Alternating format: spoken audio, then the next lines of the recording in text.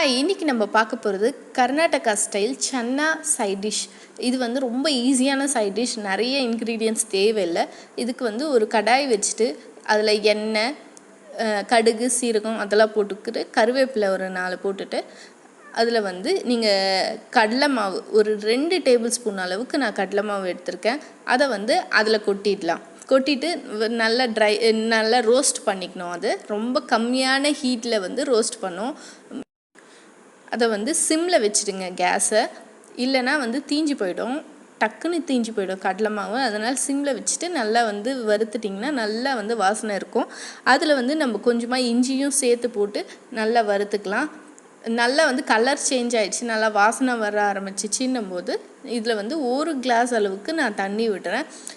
தண்ணி வந்து ஃபஸ்ட்டு கொஞ்சமாக விடுங்க, அதுக்கப்புறம் வேணும்னா நம்ம சேர்த்துக்கலாம். இந்த 1 கிளாஸில் வந்து நல்லா வந்து இந்த கட்டி இல்லாமல் நல்லா வந்து கரைச்சிக்கிறோம் இந்த கடலை மாவை.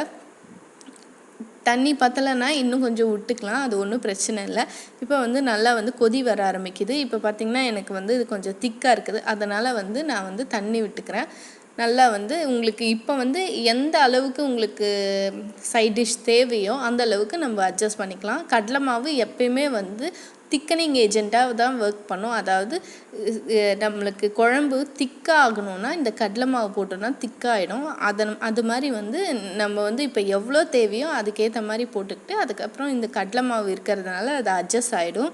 இப்போ பார்த்திங்கன்னா நல்லா கொதி வர ஆரம்பிக்குது. இப்போ வந்து தக்காளி போட்டுக்கலாம். நான் வந்து ஒரு 2 தக்காளி, சின்ன தக்காளியை நல்லா பொடியாக நறுக்கி அதில் போட்டிருக்கேன். இதில் வந்து இப்போ தேவையான அளவு மஞ்சத்தூள், காரத்துக்கு மிளகாவும் நீங்கள் சேர்த்துக்கலாம், பச்சை மிளகா. நான் வந்து மிளகாத்தூள் போடுறேன், மிளகாத்தூள், தனியாத்தூள். அதுக்கப்புறம் வந்து இந்த வேக வச்சுருக்க சுண்டல் நல்லா வெந்திருக்கணும். நல்லா ஒரு 4 விசில் வச்சு எடுத்திருக்கேன் நான், ஒரு 12 மணி நேரம் ஊற வச்சு.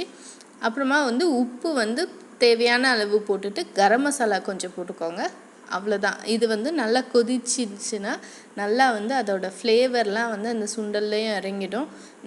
இந்த குழம்பு வந்து கொஞ்சம் திக்காகிடும், அவ்வளோதான். கொத்தமல்லி போட்டு நீங்கள் இறக்கிடுங்க. அது ஆற இன்னும் திக்காகிடும் கடலை மாவுன்றதுனால.